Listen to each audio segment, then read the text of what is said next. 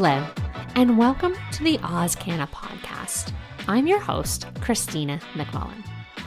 One of the things I've noticed over the years covering medicinal cannabis is that the conversation keeps changing. A decade ago, much of the discussion centered around whether cannabis should even be considered a legitimate medicine. Then the conversation shifted to access. How do patients get prescriptions? How do doctors become comfortable prescribing? How do we build a system that allows people to access treatment legally? But now it feels like we're entering a different phase altogether because the research is happening. Patients are seeing outcomes. Clinicians are gathering experience. And yet, despite all of that progress, there still seems to be a gap between what's happening inside the industry and what the broader public understands about medicinal cannabis. Today's guest has had a front row seat to that evolution. Matt Shales is the founder and CEO of MediCann Health and MediCann Clinics. His journey into the cannabis industry is anything but conventional. Before becoming one of the most recognized figures in Australia's medicinal cannabis sector, he worked as a commercial diver before finding his way into an industry that was still in its infancy. Since then, he's helped build MediCann into one of Australia's leading medicinal cannabis clinic networks, while advocating for patient access, clinician education, and ongoing research. What makes Matt's perspective particularly valuable is that he sits at an intersection of patients, healthcare professionals, researchers, and industry stakeholders. That means he's seen both the incredible progress being made and the challenges that still remain. What I enjoyed most about this conversation is that it goes well beyond products and prescriptions. We talk about emerging research, the role education still needs to play, the barriers that continue to hold the industry back, the ongoing challenges around driving laws and stigma, and what Australia's medicinal cannabis landscape could look like over the next decade. But most importantly, we explore why some of the most important developments in this space still aren't reaching the people who could benefit from them the most. Before we jump into the conversation, let's kick things off with my favorite, the not so rapid fire question segment. All right, so are you ready for some rapid fire questions? Yep, let's go. All right, let's do this. Morning or night person? Night. Definitely night. Biggest lesson building MediCann? Gosh. Learning about, I guess, how different humans are out there and making sure it's just not one approach for all. I'm learning a lot about, I guess, the human mentality and, my approach isn't actually suitable for everyone. So it's, a lot of learning to do about it, humans in general and adapting, I guess. I love it. What's your favorite form of consumption? For me personally, flower. It's I've really stuck to that same way. Very recently getting into concentrates, inhalation for me. Unluckily, I lack the enzyme for ingestion to convert THC. So I'm very jealous these days with the abundance of great options. But yeah, for me, it's inhalation mainly. I feel you on that whole lacking the enzyme, not having fun with edibles. Yep. Casual suggestion, check out Nano Emulsions. I'm a big fan. Yep. Check them out. Highly check them out. They're big. They're big for people who don't have the enzyme or have inadequate enzymes. Pro tip. Yeah. Clinical data or patient experience? Patient experience. A hill you'll die on? Oh gosh. Oh, there's many. Sativa versus indica. Oh my God, yes. What's something you don't say publicly but think privately? Oh gosh. Well, is it going to counteract that? Is this now being said publicly? Oh gosh. Actually, it would be around that same initial bit about that first question with that human mentality. It's because I'm all about making things most affordable and as cheap as it can be, but I'm learning people see that as too cheap and not good. But I just really wish I could sometimes say to someone, "Hey, I'm trying to help you here. This is good and affordable." Oh my God, it's so true though, right? Like for whatever reason, sometimes people just see something that's cheap and just automatically assumes that it's not any good. Yep. Uh, Perfect example of that, I used to do photography, and long story short with it, I used to tell brides all the time, don't not go with $1,000 photographer because you think they're not going to be able to get great images of you. And don't just pick the $10,000 photographer because you think, of course, they're going to shoot amazing stuff of you. And I'm not saying that they won't. At the end of the day, you got to go with the photographer that gels best with you, that jives best with you, because at the end of the day, your wedding day, if something goes wrong, that's stressful, and you don't want someone to add to that stress. You want to go with that flow. So, yeah, Yep. price has got nothing to do with it. It's how you agree with something. Yeah, yeah. And there's part of the thing about that understanding, I guess, a bit more about how people perceive things, and so I'm still learning. Yeah, I think a lot of us are still learning. Yeah. First cannabis memory. Oh God, actually, for me, I believe, well, very first one, actually, yes, with a mate at school. He was angry. Took too many papers to try and roll one for the first time ever, and a 50-cent pack of tally hose was, I guess, valuable back then. Yes, had a little joint, and then had to walk back to his house, and my mum was standing in the driveway. And I think from then on, it's when I started avoiding eye contact with people because I didn't want my red eyes to be seen. And since then, I've found a bit of a trend. I always avoid eye contact, and I feel it could be from that. Isn't it funny how like little things that happen, like the first time we kind of have our first experience with cannabis, that like now that we just cling to? Because perfect example of that, somebody told me like in those first couple of times that I tried it that eating ruins your high. Yeah.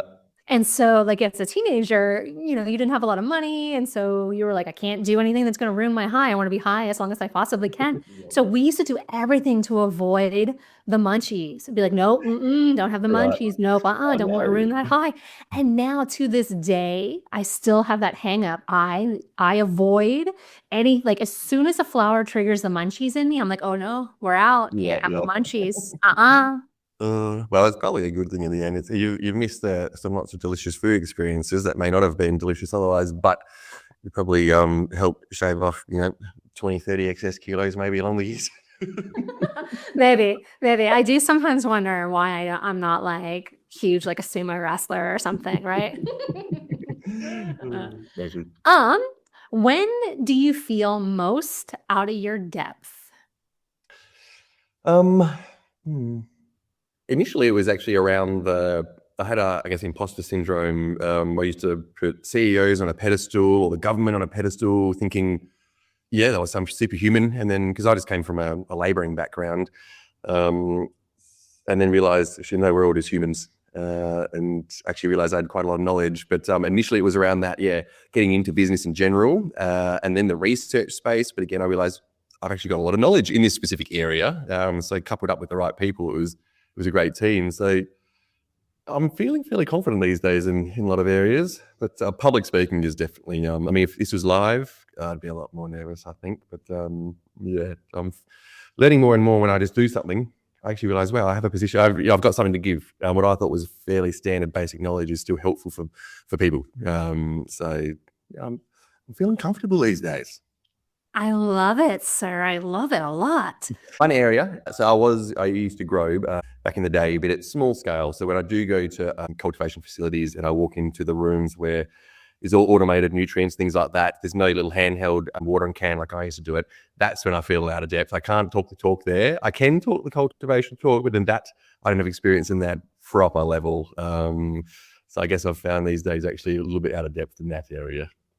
Oh yeah, I'm definitely out of depth in the grow room for sure, in the sense that I joke all the time that my idea of growing fabulous weed would be, don't worry, put some chicken shit on it, water it with some fish tank water. She'll be fine. She'll be fine. Don't worry about it. So yeah, I'm with you. I walk into some of those grow rooms and I'm like, oh, this is way above my head in here.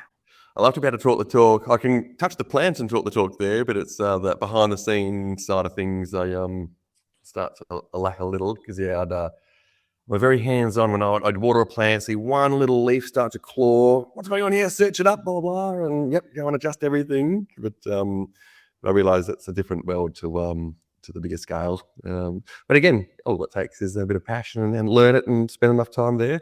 We've got another director who's actually done his PhD on agronomy of hemp and cannabis, and so that's his area, big time, the science behind it all. I love it. Listener submitted question. This comes from Amy in Thousand Oaks, California, and she wants you to finish this sentence. The cannabis industry won't evolve until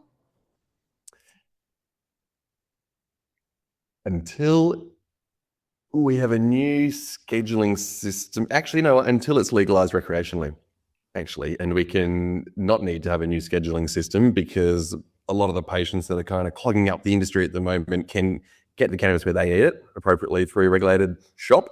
And then the patients with seizures, autism, et cetera, they can actually be having the care they need through the doctors. So I was going to say Virginia, rescheduling where it's not SA, but yeah, I think legalization recreationally adult use will actually really open up the medical side and free up a lot of time with the regulators because they're spending so much time on regulating cannabis, but there's actually not really that fatal consequence like with other medicines. And so it might actually be a case that some of this non-compliance going on might speed that process up because they realize, well, there's non-compliance and nothing majorly bad is happening relative to other medicines. So yeah, it's a long sentence. I love it though. Like, it's true. You said it correctly in the sense that if we move towards an adult use regulated system, it frees up the medical side of it for the patients that need it, for the seizures, for somebody who's going through chemo, who needs somebody to kind of really guide their journey a little bit more. I think that is something that's needed. We need to evolve because when you're talking harm reductions and relative to other opioids and other things like that, you're absolutely right. Minimal risk. Minimal risk. One day. Last question. What's something old school got right, but we've lost? Terpenes. Now we're getting back into terpenes, which is good. Yeah, they're right genetics. I mean, some of these mixes these days are getting quite confusing. When I say old school, it wouldn't be old school, but my term of that is, your White Widow, AK-47, some of these strains that I remember from back in the day. And it doesn't have to be 30+%, etc. I mean, the way I see it is there's only 100%. And so the more THC we have, the less everything else. But I'm all about flavor. But again, this medical market is tricky. We're kind of comparing apples and oranges because we have to zap away a lot of the terps through the extra processes along the way. But yeah, I feel that a bit more of that organic vibe. But no, it's there. It's out there still. But yeah, I miss some of the old school simple names. Yeah, man. Yeah, you made a great point, though. I say it to people all the time. I use the sponge analogy all the time. Sponge can only hold so much water. The plant can only hold so much THC, and the more THC you jam in there, well, all the other stuff starts to trickle out, right? And so, yeah, I'm with you, man. THC is great, but there are so many other things in that plant that are magical that I don't want to lose. Yeah. I mean, one of the best varieties I ever grew back in the day, I thought it was called Orinoco. It won the Spadibus Cup many years ago, and it was meant to be 15% CBD, 15% THC. I grew it, chucked it on a HPLC machine, and it was actually 8 and 8. But that was very effective. It could have been the exact same feeling as if I was having 25%. And so from that day, I really learned that it was I mean, there's a limit. Probably 3% is a little low, but if there's no one that would be thinking I'd want a 10% THC if they were, wanting a THC product, but that one was just as effective as every other product I've tried. And so, yeah, it's I reckon it's actually about to start slowly changing as well. It's done its race to the top with THC, and now people are realizing, well, let's get a bit lower as well. And I also think, I mean, it's with the limits on milligrams of THC, well, the higher you label it, the less they can actually have. So we can actually, provide more medicine if it's a lower strength with the regulations at the moment. So if only there's a way we could actually kind of educate that without breaching advertising as such to patients, We'll get there. Education is lacking, but we'll get there. We'll get there, Matt. We'll get there. Thank you very much for playing rapid fire questions with me. I appreciate it. You did wonderfully, sir. On the topic of education, when you and I crossed paths back in February at UIC, we started talking about an endometriosis trial that you were a part of, or that MediCann was a part of. Yes. And the results, when I was looking at it, they kind of just blew me away. And I can own it. I was surprised I hadn't heard. I'd like to believe that I'm on top of all the current trials and things that are going on, but I'd actually never heard of this endometriosis trial. So, Matt, tell me more about it. Yeah, we're Australia's best kept secret, I find, with some of the work that MediCann and our partners are doing. So Ananda was the big player, the main leader in that particular trial. Amazing research on endometriosis. It was an organoid trial done over on the East Coast in New South Wales, where it was Newcastle University. So an organoid model with endo given a certain CBD formula. So it's a vaginal cream, so vaginally applied, and literally within 21 to 28 days, the lesions were gone. And real world dosing, the best bit about all the trials we do is real world dosing. It's not 1,000 milligrams and unrealistic kind of amounts. It's 15 milligrams, 50 milligrams, things like that. And so this one we found within 21 days the lesions were gone, whilst it also protected and preserved the healthy tissues. So quite groundbreaking, exciting, but then somehow not many people know about it. So we need to scream a bit louder about this one. There's nowhere near enough attention on women's health in general, and I'm learning more and more endometriosis is a lot more common than people are realizing. And doing this trial, we also learned a few other areas. So there's also some gynecological cancers we're getting some great results for. It was a bit tricky at the time it was being done because Ananda/Ecofiber, the parent company, were on the ASX, a public company. And so they couldn't really talk about the trials publicly until it was released on the ASX because it would be kind of insider trading, things like that. And so it was a real tricky one to try and share this knowledge with people before the company had announced it publicly to shareholders and things like that. But now that's all changed. They're not a public company, so we can talk about it freely. But yeah, this one was actually finished years ago. So yeah, no, it's really actually thankful for things like this. We can actually get the word out there, some more awareness. The product literally, I won't name the product because obviously I don't want to kind of breach any rules or anything, but the product does exist on the market. It can be prescribed, things like that. So yeah, it'd be great to start presenting this at some more healthcare practitioner events, and we can show you the product itself and get into more detail on it. But yeah, it's quite exciting. It was different if it was in a petri dish or something that over years, but this is getting quite close to the real deal, an organoid model. In terms of, obviously, in humans, we're always helping with pain and symptom relief, things like that. But this is trying to get a bit more curative and addressing the root cause. But there's no barrier to entry for this product. So it's different if there was this trials done behind it and then, it costs $700 or something like that. But no, it's an exciting area. We've seemed to have found some real results here. It's exciting space. Other areas that we're doing trials on or have conducted trials on. So again, I'll make sure I'll give the praise where it's due. So the endo one was Ananda Health and Ecofiber. Myself, so the way we're partnered with them, I guess, is initially years ago we still do bring their products into the country, and we're one of the suppliers, I guess. But they're the ones actually funding their studies. MediCann Health, my company, we've funded studies using their formulas and things like that and extracts on things like concussion. Again, we're a world first trial to actually test on two genders that only been ever tests on one gender. I wasn't sure if it was male or female. That's how early the studies were in that area. And again, pretty groundbreaking results there. That one was on animal model.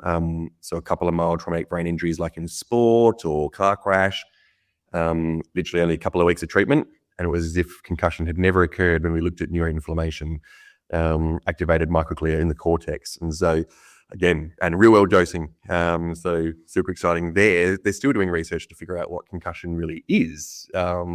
We kind of skipped ahead of that and looking at the solutions. So again, looking forward to, where we struggle, I guess, we do the research, get great results. It's all gold standard for universities, parent institute, things like that. I just don't do a good job of getting it out there, or linking it with the right people that can actually take it that next step. So I'm going to keep trying. For us, it seems so obvious. Like, we're sitting here and we're talking and we're like, well, obviously CBD helped with endometriosis. Obviously it would help with some sort of concussion, something to do with the brain. Yet you just said it's hard to get the ear of anybody to listen, to even want to try. Why? Do you think that just comes back to stigma? Yeah, actually, it's an interesting story on the very first time I rang. This is when I had that imposter syndrome as well. I rang that professor at Parent Institute to try and see if they'd want to do this concussion trial with me. And I actually pretended my camera was broken because I didn't want them to see my long hair and not being in a suit, etc. Yeah, I assumed the stigma. We're talking about cannabis, looking like this casual guy, not obvious corporate look, etc. So I pretended my camera was broken so she couldn't see me, and I just made sure I talked the talk. And again, I was just using real data from some studies in America, in the NFL, things like that. And a couple of buzzwords in that trial, she went, hang on, did you say that it has potential to act on X, Y, or Z? I said, well, that's what this says. And then, boom, let's do this trial. And so be it. My point here is it's stigma. I think it's still definitely present. At least now more and more, everyone's got some story, or someone close to them has got a positive story about it. So they're willing to listen now. But years ago, I mean, I joined the industry in 2018, 19. It was a bit of a different world back then. It wasn't anywhere near as many patients. So that kind of word of mouth hadn't really begun yet about, oh, maybe this isn't the devil's lettuce. This could be seen as a medicine and a potential help. And I do want to make sure, because I haven't covered it with some of the trial work we talked about, it's, I'm not kind of making any claims that cannabis it will help everyone and like that. It's purely just that the research we've done, this is the results we're seeing with the research to date. Obviously, there's always more work to be done. We've got to balance that argument, but yeah, there's exciting stuff to be talking about for sure. Well, what was your background? Like, why did you come into the industry to begin with? So I was I loved going on the boat to Rottnest when I was younger. So I assumed I loved I do love the ocean. So I thought I should be a marine biologist. But then I realized that wasn't much in the water. That was in a lab. And so during all that, I was just a laborer. My dad was a builder, so I was on the tools all the time. So then I became an underwater laborer, a commercial diver. And then it was my passion for cannabis. I was, a consumer for 15 years and grew it myself. My mum's restless leg syndrome, things like that. And that's how I started learning about it, how it wasn't just all the same. It wasn't just one plant, Luckily enough, a friend actually had a HPLC machine so we could test it and realize, oh, wow, there's so much different stuff going on that I can start researching. Anyway, I had a bunch of injuries with the diving job as cannabis was legalized. So a bunch of shoulder reconstruction, so a lot of time off work, and found myself just kind of bored and found my way into the industry. I guess initially I was trying to get a job with other companies. So stalked this guy called Luca DiPrato who was doing his PhD on cannabis. He ignored me for 6 months, kept stalking him. Finally, I got in to help him measure some plants to put something on a resume to go get a job at a cannabis company. And then during that realized, why don't we just start the cannabis company? Because I think we know what we're doing in the cannabis angle, at least, not business, but we're learning as we go on that one. But and that's how it kind of all started. But again, I used to just kind of think, oh no, all these big companies on the ASX, they've got it all sorted. And then years on, they had lots of money, but no product or no, it was all about isolate, things like that. They didn't quite understand the plant. So I thought we got to get involved here and help. It's great now. It's a lot more people are involved in terms of the grassroots. And, the early days, it was just big money could be involved, I guess. But now it's great seeing a lot more people from true believers in the plant having their say in their position in the industry. You know what, Matt? I can see you doing it though, like underwater stuff. I really can. Yeah, it was. I loved it. It was a good work site. Literally, one of my jobs was shooing away sharks from an abalone farm that I built down in Margaret River. But now I couldn't do it now. That's the thing. I worry if I ever lost this job, I couldn't get back on the tools. My body is destroyed. So, Well, you did say that you've had a shoulder reconstructive surgery? yeah, a few of them. Yeah. Let's talk about the clinics, because you also have a clinic as well. Yeah. What was the idea that spurred the decision to have a clinic? Well, I had no experience in clinics when I started, so there just weren't any. There was one clinic back then that charged $600 before you got a script. It was 2 appointments at $300 each. And so I thought that's not overly accessible. And the people I was talking to, wouldn't ever be able to afford that, let alone the medicine after that. So I thought we need to do a clinic. Luckily, without kind of realizing at that same time, it's when telehealth wasn't really a thing before that, but it was around COVID just starting, I guess. So telehealth was all of a sudden an option. And right time, right place. Had a doctor I got introduced to at the time, and then we just built it and away we went. So yeah, it was just a need. I wouldn't do something if it wasn't required. I wouldn't, again, if those initial companies, 2016 era, did it well, the big ASX companies back in the day that no longer exist, I wouldn't have actually started. There wouldn't have been a need to. But if I see a gap in the markets and I think I could do it well or better, I feel the urge to do it. So that's what started that on. And I've had dreams of maybe going back to uni and becoming a doctor or a nurse prac or a pharmacist, and it's like potentially some more gaps that someone needs to fill. But no, I couldn't go back to uni. Yeah, no, I couldn't go back to school either. No way. Not gonna happen. Because you've got the clinic, you see patients kind of on a regular basis. I guess on the surface, one might think that, all of these clinics mean better access and everybody's got access, and so outcomes must be better and da-da-da-da-da. Do you think that's really the case, or do you think we're still kind of falling short somewhere? It's interesting.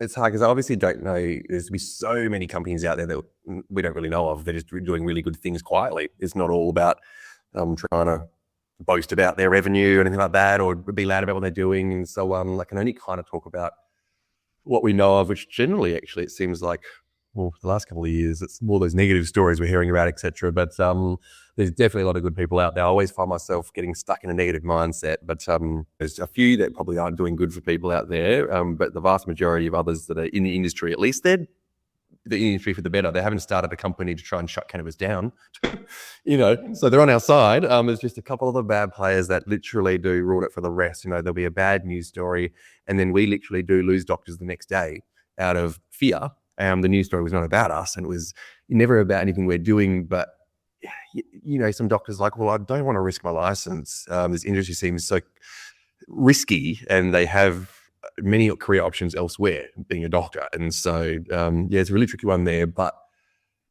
I think we've hopefully got through the worst of it over this last kind of year or two. I feel a bit of a shake-up happening. And for me, it was never a business plan and a money side of things. That's what I've said. I've always been too cheap, that we haven't done well financially because people didn't use us thinking we're too cheap, and then there's no profit on there. But again, I'm just about helping people. I love cannabis and I love helping people. I need to sleep well at night. If I was doing dodgy stuff here and there or non-compliant or grey areas, God, I'd be bald probably and would be sleepless. I like to just do it the right way. I want my grandma to use any of our services like she does. She comes to our clinic and things like that. So, everyone's got their model and their version. In the end as well, some of those very big players that some may not appreciate, at least they did a big awareness piece getting people in, as long as they don't ruin it by not having the best first experience and then that patient doesn't realize there's other options out there. I see so many grandparents getting given flower as their first product, and it's just not. I'd rather my grandma have a CBD roll-on for arthritis or something like that to begin with, Yeah. Let's talk about that for a second. The whole, I guess, managing expectations. When a patient comes in, like sometimes their expectations are shaped by like social media, or earlier it wasn't word of mouth because there wasn't word of mouth, but now there is, like with Reddit, with Instagram, like all of this shit that's influencing them. how, like from your side, how do you, how do I want to phrase this? How do you kind of manage those expectations? Like, how do they actually meet up in reality once treatment starts? Yeah, it's an interesting kind of space to navigate, I guess, because there's a lot of not necessarily misinformation. This is a lot of information in general, and what works for one doesn't necessarily work for another.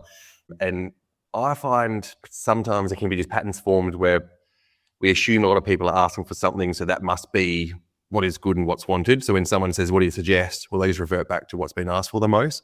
But sometimes that thing could have been asked for the most just because of a Reddit post or something that means nothing in reality.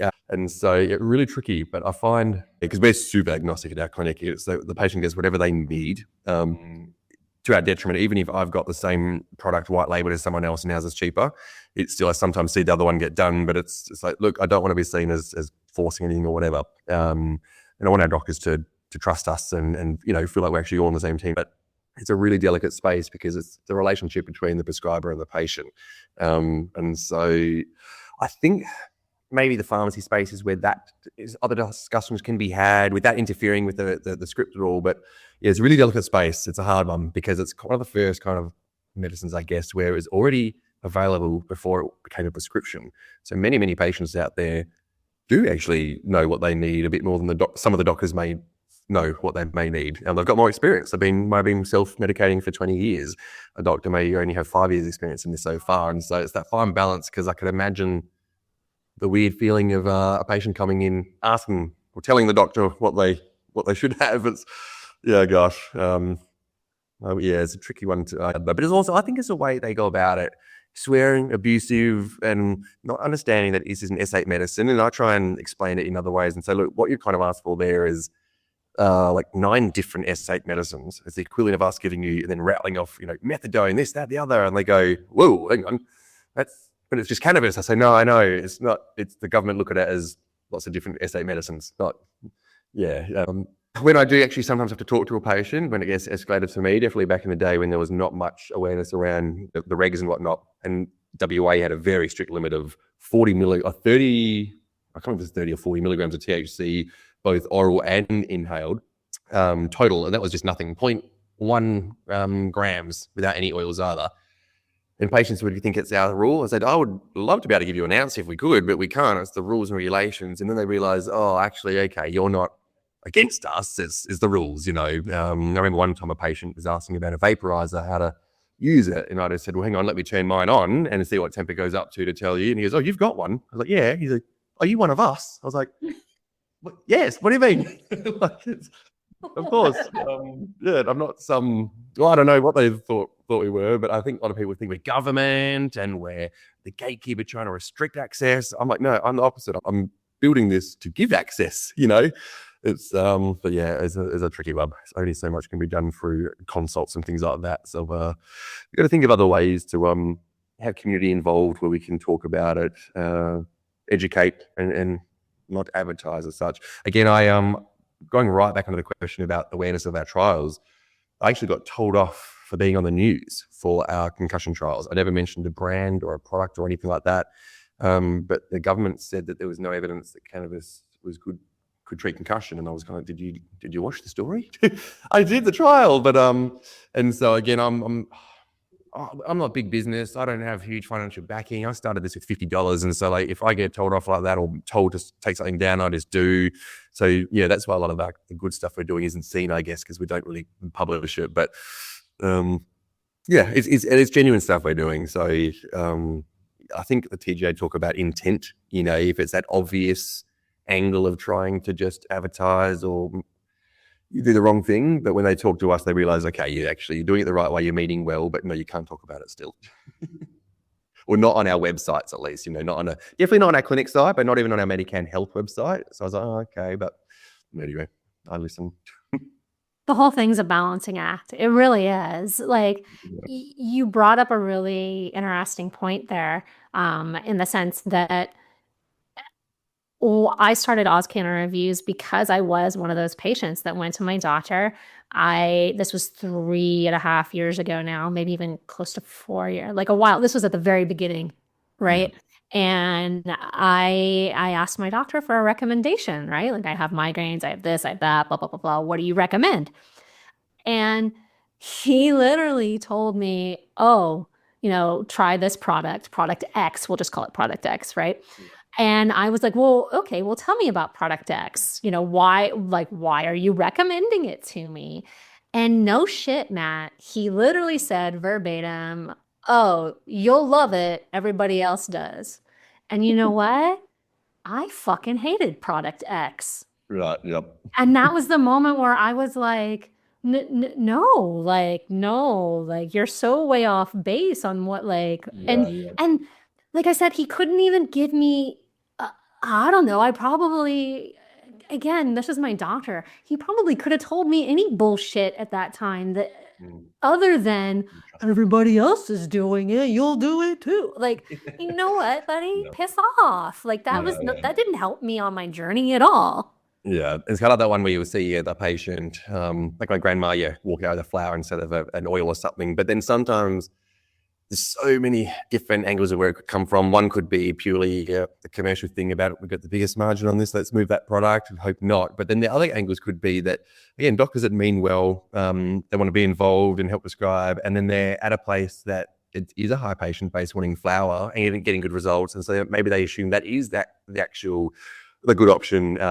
And it could just be purely it's a tricky one too, because I'd hate to make general statements. I'm very bad at doing that where I insult the whole country or every doctor in the country just from a couple of experiences. But I'm trying to do more now, really look at it deeper and look at all angles. But stuff we hear that's pushed in our face on the news and whatnot is some of the actual bad stories and the ones that there wasn't the right intentions around it. But yeah, gosh, it's at least we're here. We can now talk about it. And all it's going to take is time for the education to keep increasing and more awareness, more discussions. And then as long as we don't ruin the experience for everyone or turn them away from this potential medicine through that journey, I guess. And so that's kind of my angle on it. Yeah, okay, as long as maybe that wasn't the product, but as long as there's that right education, they know there's other options too, and try again with something different. It's not like that's all there is, Yeah,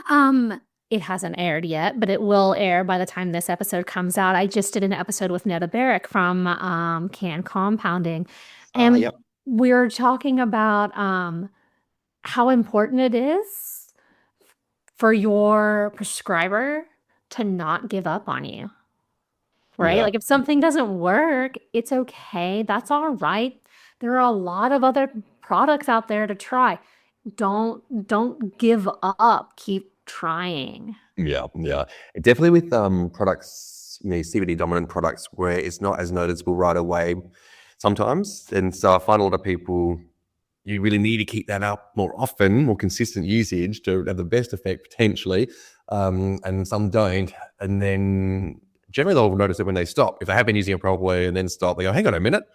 Gosh, actually I did have little niggles and aches and pains everywhere, whatever it be, THC, I find people, because it has a more obviously instant, when I say effect, a noticeable feeling as such, I guess. And so,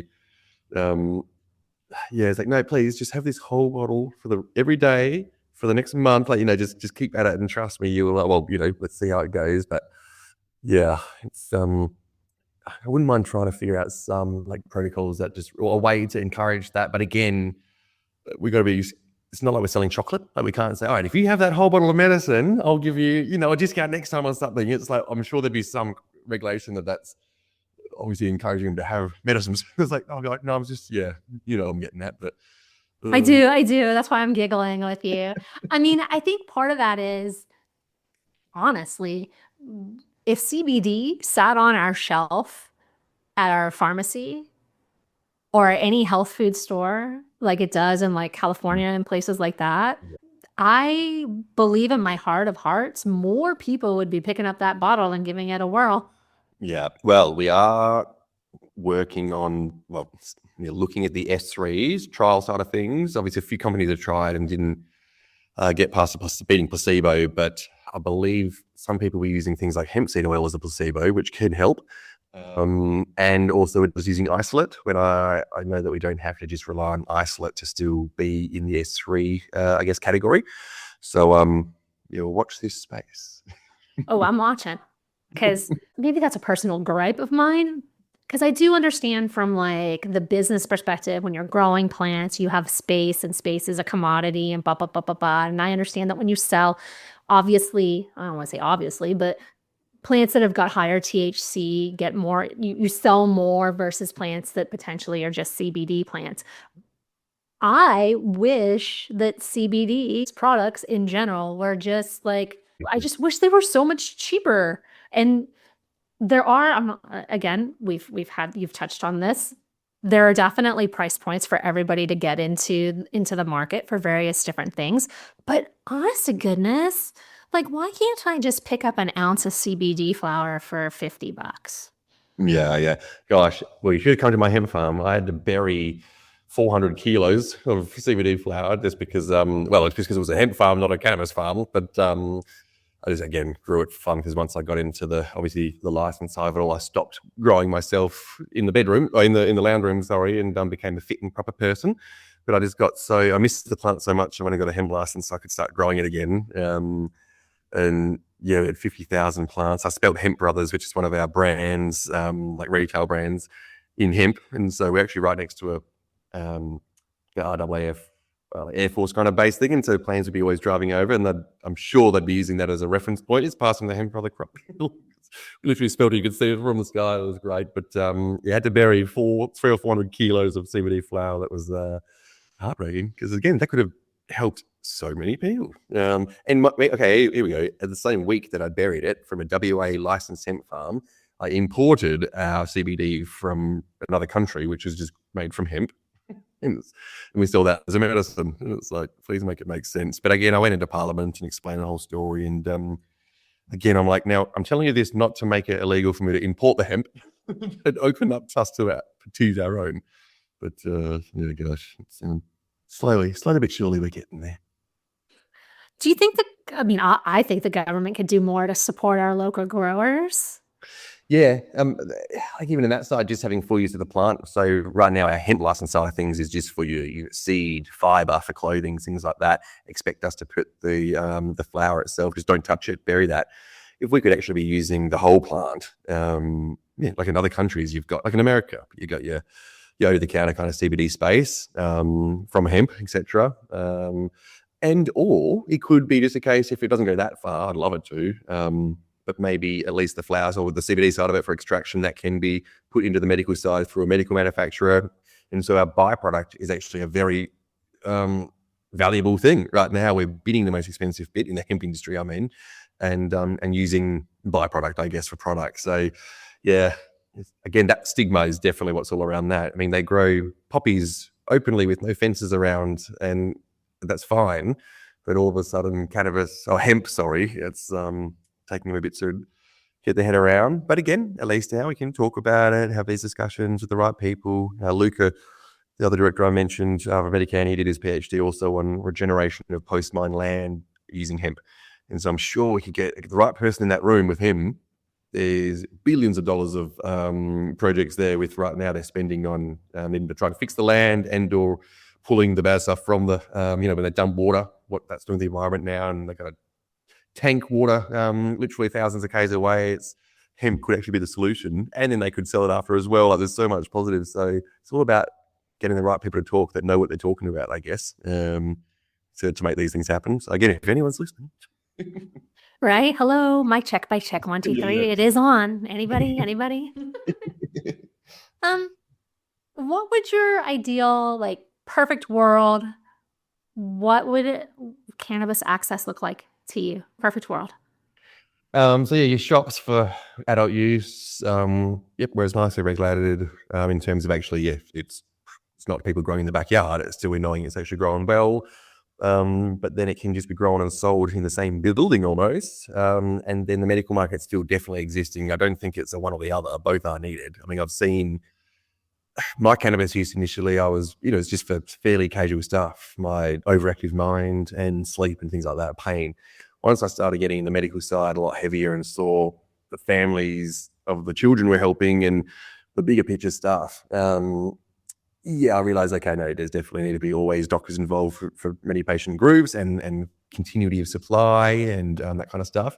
But for me, as a not being that serious side of medical, like I wish I could just grow a plant and it not have to be that exact same profile every time if I were to release it to the market. Like sometimes it's exciting just to have a bit of a unique flower that we've developed, but not realizing, okay, we're going to have a 2-year shelf or a year shelf life and this, that, the other. I've got to zap it and think about all the other sides of it. But so yeah, I'd love to have dispensaries to walk into for adult use, still medical market there that's registered products on the PBS. It will happen. And there's people out there saying, why isn't it on the PBS? But there's a system for it to happen. We just need to do the trials, get it registered, and then go through the process of applying for PBS, which I feel would be a pretty straightforward tick when you can prove to the government that you're going to save them money. So when people are being treated for their ailments, they're able to go back to work, pay taxes, things like that. Also get off a bunch of other medicines that are being subsidised by the government. So I really do think it,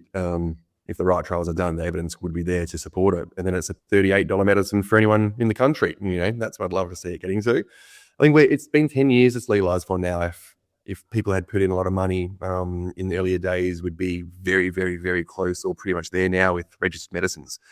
Unfortunately, it's companies like Ananda put all the effort in with trials, $20 to $40 million of trials, got great results, but didn't get a lot of support with awareness and products being prescribed. So they'll pretty much have to leave the country, focus elsewhere because it's not as regulated, etc. And so we've taken it over, because the good work they're doing, I'd hate to see it go to waste. But I feel it should be the opposite. That should be championed and rewarded, and that's the hard efforts with no reward kind of thing. The story there is Barry Lambert is not there anymore, but he kind of took over Ecofiber from Phil Warner, the original founder. Barry Lambert's granddaughter has Dravet syndrome, and it's the only thing that stopped her seizures. And so he was a very, very wealthy person, came out of retirement, put it into this big, massive thing, donated $37 million to the Sydney Uni. That's the Lambert Institute for Cannabinoid Research. That's why it's named after him. He tried to go through, I hope this is an accurate story, I believe it is. He tried to, this is why I've got a lot of respect for him, tried to go through the Australian airport from America, bringing hemp/cannabis in his pocket to get arrested for so he could take it through High Court to change laws.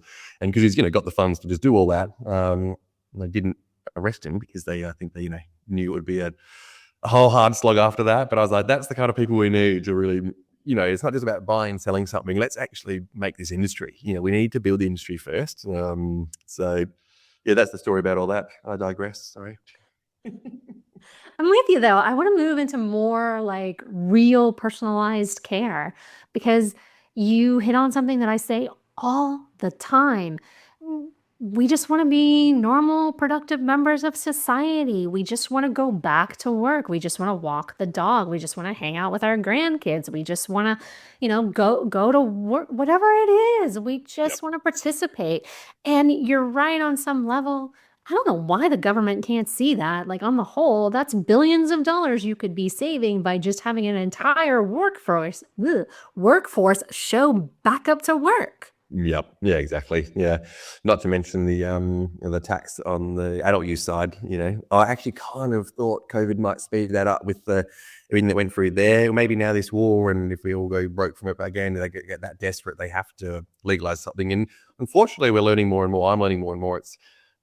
That's kind of what it takes. Sometimes it's purely just a timing thing and whatever. And if someone needs to get voted in that is losing respect, and all of a sudden they just go on this angle to try and get more votes. Unfortunately, it's not about the real thing itself. It's some other agendas around it. But yeah, I've been saying 5 to 10 years for adult use. But I can see it. It will happen, of course. There's just so many people now understanding that there's the true side of all this. But yeah, I was at a group meeting one time with one of the lobbyist boards, and we're talking about driving. That's right, driving and cannabis. And I was trying to make a point because at the time I had real bad sciatica and I couldn't even really turn my neck.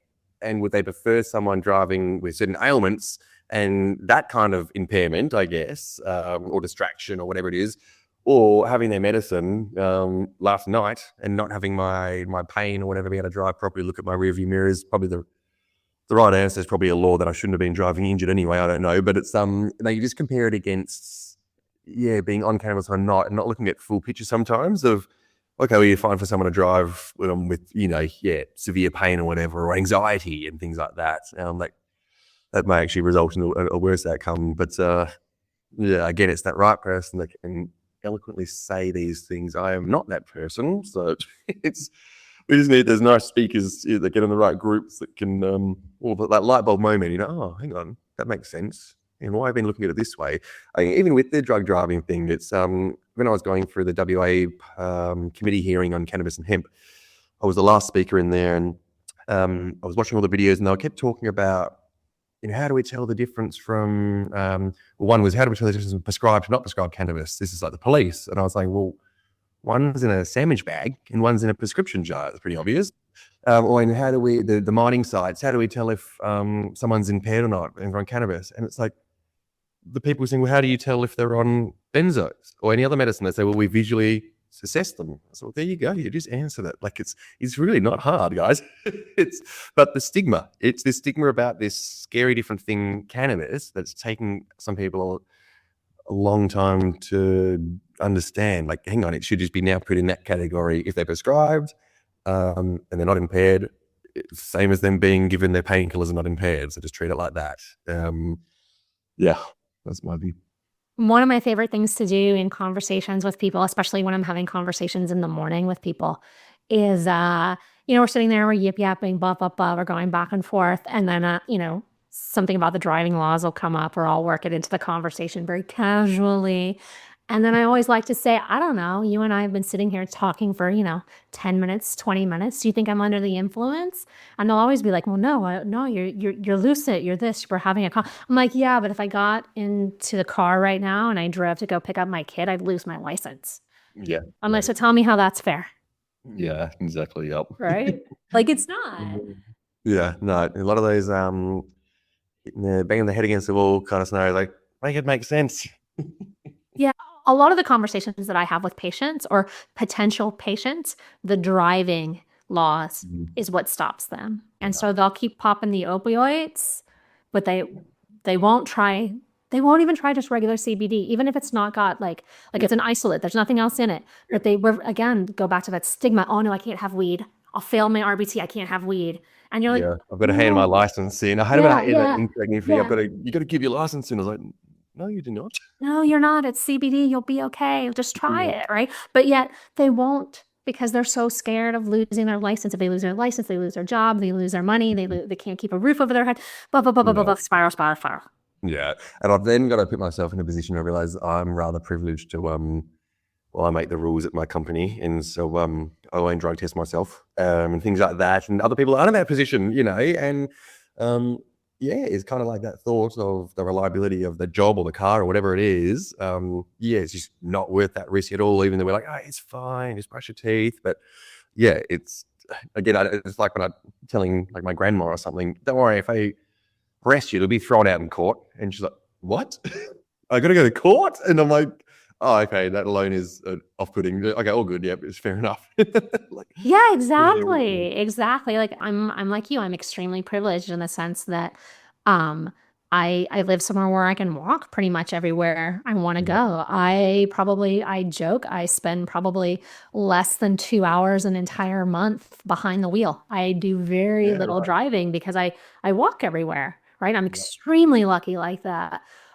But it breaks my heart to have conversations with patients that live in fear of their next paycheck not coming because they got pulled up in an RBT. Yeah, yep. Yeah, that is nerve-wracking driving. Every time I see them, it's never a little advice for listeners: don't use Listerine when you're in the line of the booze bus, because you will fail the alcohol component of it. Yes, you will. This is embarrassing. Oh yeah. Oh, well, you live, you learn, right? Like, you do what you can. You as a patient, you do everything that you can to mitigate your risk. Yeah, exactly. Yep. Because I don't know any responsible patients that get heavily medicated and then decide to get behind the wheel and drive. No, yeah, that's the thing. It's that response. I'd never suggest anyone, if they were impaired at all, to be driving. It's that like last night's use, or this morning's use with a very low THC, but still may pop up, or the urine and blood tests with some work, mine sites and whatnot. It's a really scary one with a full spectrum CBD product. I still tell people, look, we could never guarantee if you use this every single day for a year that it might not eventually store enough in somewhere in your body that it shows on a urine or blood test. I don't know. I could never guarantee. It probably would never happen, but I'd hate to just tell someone, it's all right, and they lose their job, from a CBD oil, let alone THC. So, it's again, we're at that time we can now be talking in a professional way about it and be heard. If this is pre-legalization and all that kind of stuff, it's just, that feels like that dark alley vibe conversation rather than the real deal. And so I'm excited to see where it can lead in the next couple of years. We're just going to get a lot more positive stories out there which there are. There's many positive stories. Just got to scream louder about them. Yeah, man. We're doing it. That's what this podcast is doing. That's what we're doing today. We're screaming about how great it is, excellent trials and positive outcomes. And we'll get there. Yeah, exactly. Yeah. We'll get there. Good things take time. Yeah, for sure. Matt, it's been a pleasure chit-chatting with you today. I've loved every minute of it. Yeah, likewise. Thank you very much for having me. I'm very, I appreciate it very much. It's it's good to be able to spread the good word. Spread the good word. I love it. I like to leave listeners with a call to action or a nugget of information, some parting wisdom. Well, I'm assuming your listeners are already quite educated on. I was going to explain the indica sativa thing, but I'm sure everyone's well adversed on that. Actually, my little thing, hemp and cannabis is not only potentially great for us as humans, it's good for all animals and the environment. We should be building with it. I mean, our company shirts are made of hemp, 50-50. It's not a Hessian sack. It's 50% hemp, 50% cotton. But hemp and cannabis is more than just a medicine as well. It can help the world. I love it. And now because you said that your shirt is made out of hemp, I'm like casually looking and inquiring, is mine showing up in the mail soon? Yes, it's not this one I'm wearing right now. It's our MediCann Health polos, our actual our work ones. But yes, one of these bin mail. Are you going to be a pet by any chance? I do have a pet. You know what? She needs some CBD in her life because I'll tell you right now, she's a cunt. She is. Well, I'll send you some hemp seed oil and hemp. We've got our Hemp Brothers products, but it's amazing as well how much just some good nutrients can help. But I think there's something else in this plant we haven't found yet, because literally a byproduct of hemp seed, just the husk, we've saved many horses' lives that we're going to get put down. Now they're galloping around, and that's just the seed, the shell of the seed. So, gosh, I think we're going to discover a lot more over time. But some hemp products for the pets coming your way too. Ooh. I like it, because when I say she's a cunt, I'm not joking. Like, I've had dogs my whole life, and I've had dogs that are difficult, occasionally, she's a little bitchy or, whatever. Yeah. No. My dog now is a border collie crossed with a Maremma. Oh, wow. Yeah, and she's more Maremma than she, you cannot breed that guard dog instinct out. She's her own little beast. Mm-hmm. We made a super shiny, healthy coat from the omega-3, 6 and 9 straight away. That's the first thing you notice. Good for their joint health as well. Sometimes some anxiety, any not food allergies, but environmental allergies. This is all the hemp seed side I'm talking about. Nothing to do with the TGA. This is foods.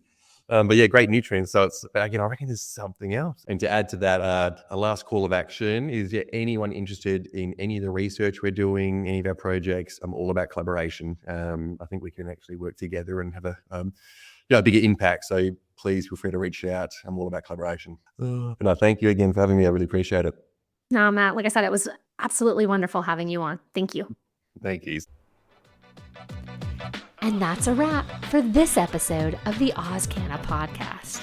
A big thank you to Matt for joining me today and for sharing his insights, experiences, and perspective. What I enjoyed most is that this conversation highlighted just how much the industry has matured, not because all challenges have been solved, And certainly not because the work is finished, but because the conversation itself has evolved.